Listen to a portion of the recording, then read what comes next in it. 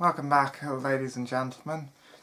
In our last video, we learned of Sam's the true birth circumstances, but now we are coming to the end of the tale, and we will be seeing Sam leave his family, all for his own protection. So my advice is you get some tissues, as this is going to be very sad. For the meantime, just sit back, relax, get your tissues ready, and get ready. It's about to begin.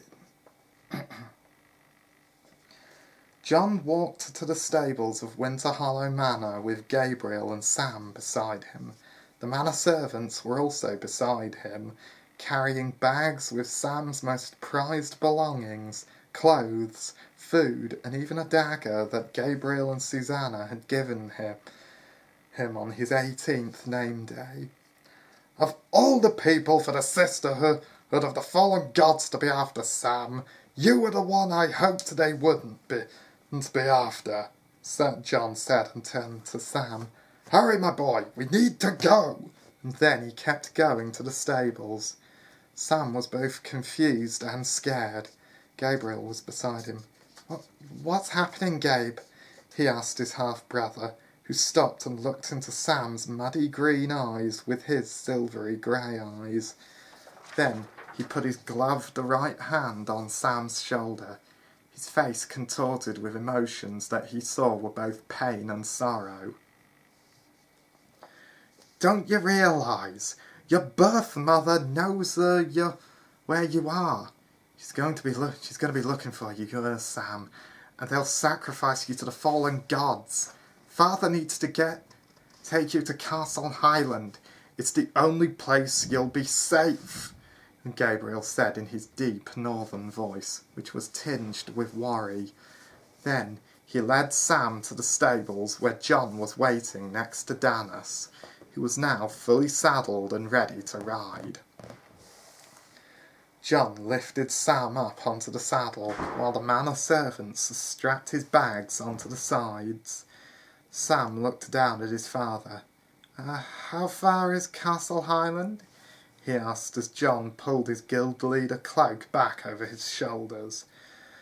"About 3 weeks' ride as the rock flies, and let's just hope that Morgan doesn't send one of those after us," John said as he then went to retrieve his great axe. Then Gabriel turned up with a large bundle with a long strip of leather wrapped around it. "Here, Sam, something for when you get to Castle Highland," Gabriel said, and handed it to his brother. Sam saw it was the History of the Northern Kingdoms, volumes 1 to 5 by Roland Odo. "I know how much of an interest you've taken in the history of our people." "You read too much, Sam." And then John climbed on behind Sam, who looked down at Gabriel, who now had tears forming in his silvery grey eyes.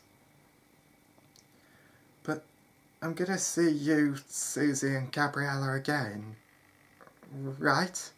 Sam asked, as he felt his father's left arm wrap around his chest. But Gabriel looked at both his father and half-brother, then stepped back 3 paces. "I don't know, Sam. I don't know if me, Susanna, or Gabriella will see you," Gabriel said as his voice began to crack. "Gabe," Sam said, just as John spoke to the horse. "Run, Danis. Take us back to Castle Highland," John said, but as Sam said, "Gabe, please!" the horse ran out of the stables at a full gallop and out of the gates of Winterhollow Manor, trailing dust behind him as he ran. Gabriel ran up the steps of the 3rd black stone tower of Winterhollow Manor.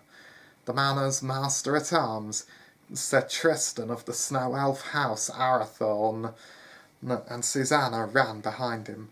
"Gabriel, wait!" he yelled to the young lord, who then stopped at the battlements, watching as his father and half-brother rode north to Castle Highland. You know, he's always followed me, everywhere I went, ever since he could crawl. Tristan put a hand on Gabriel's shoulder, and Susanna took his hand in hers. I would get us into the worst kind of trouble. But you, Susanna, were always there to get us out of it. And we would always protect him. But now he's gone.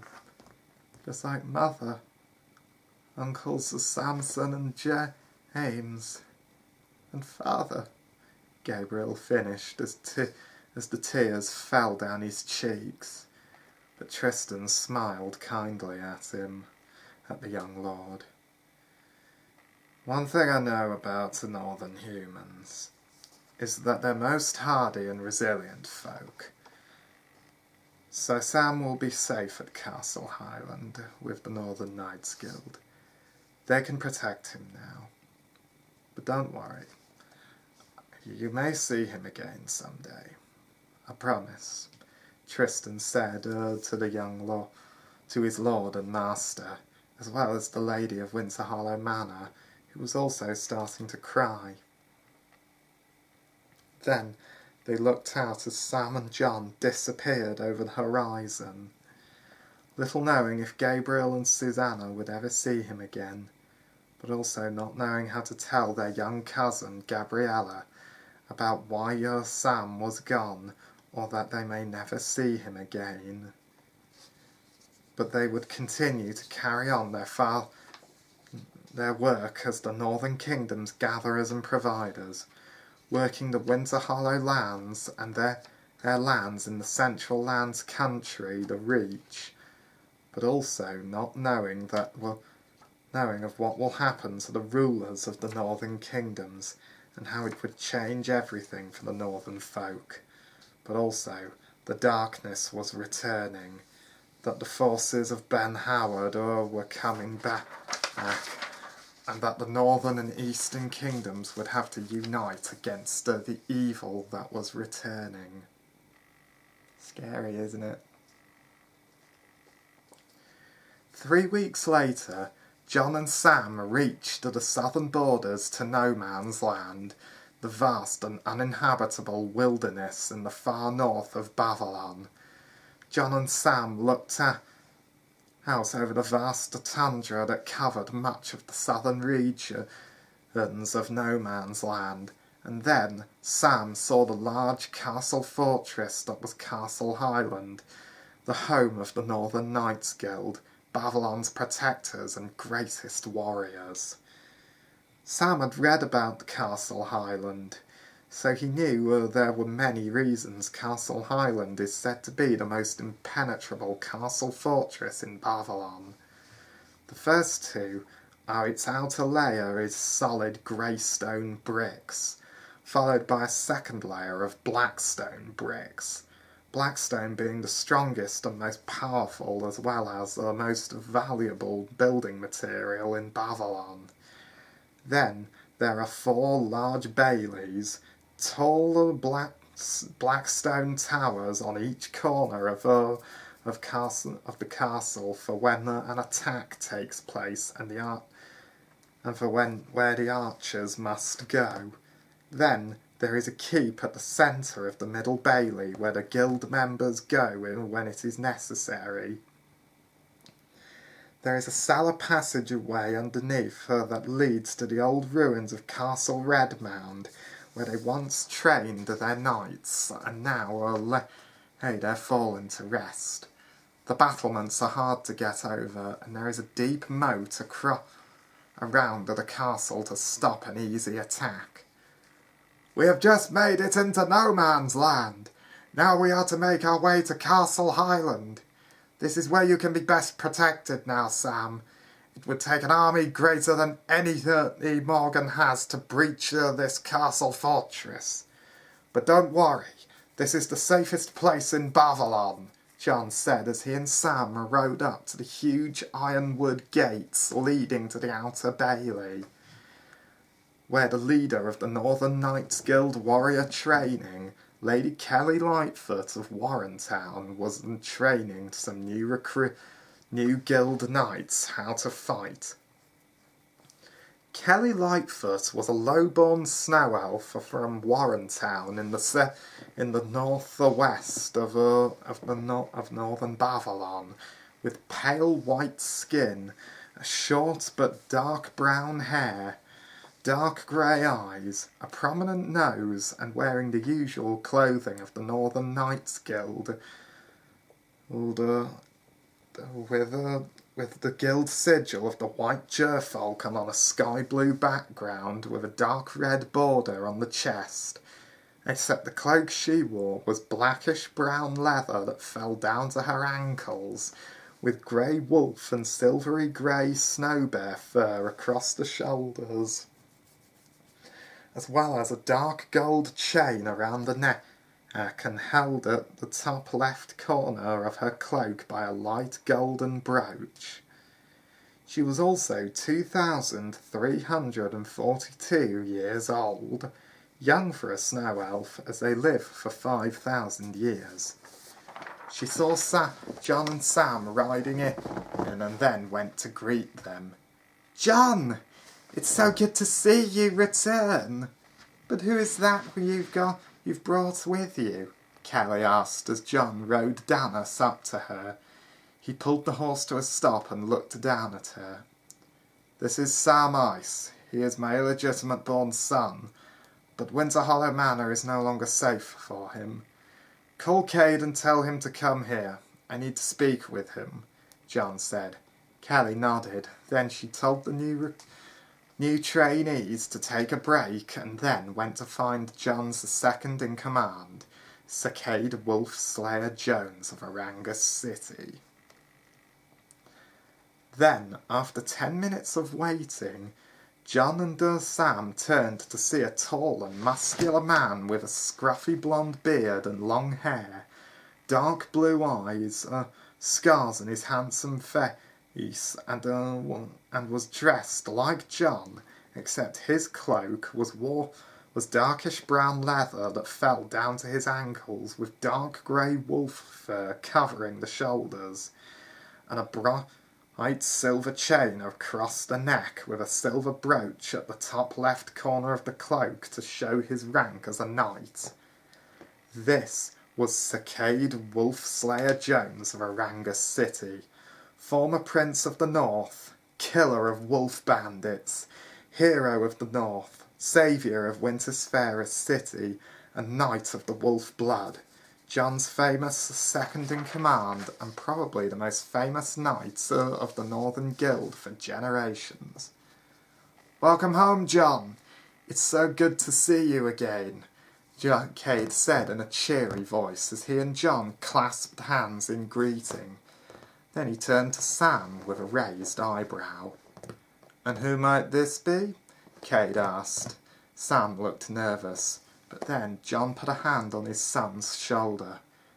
"This is Sam Ice, my second and only illegitimate son. He can't stay at Winterhollow Manor anymore, as it is no longer safe for him. Morgan the Enchantress of Gileadstead has found him and is going to be looking for him.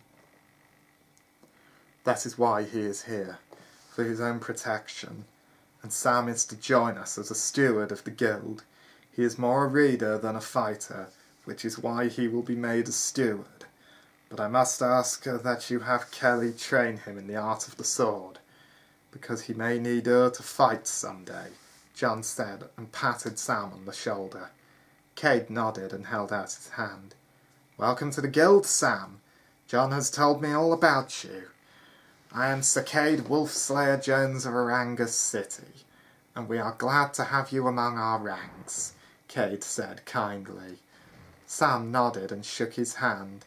Then John reached over to the saddlebags and pulled out a large light brown sack with a round ball in it. "Take this to Maester de Montho. Tell him that the mind crystal has been found, and it needs to be taken to the guild vaults for permanent and safe keeping," John said to Kade, a serious look on his face. Kade nodded, and as he took took the sack and made his way to Maester Geoffrey de Montho's chambers. Then John turned to Sam, a sombre look on his face. "I'm sorry that this has been brought upon you, my boy. I'm sorry that you had to leave behind Gabriel and Susanna, as well as young Gabriella. I know you were close with them, but believe me when I say that this is the safest place for you now. The Northern Knights Guild can protect you," John said kindly to Sam, who nodded, and then left to sit on a stone bench in the far corner of the courtyard.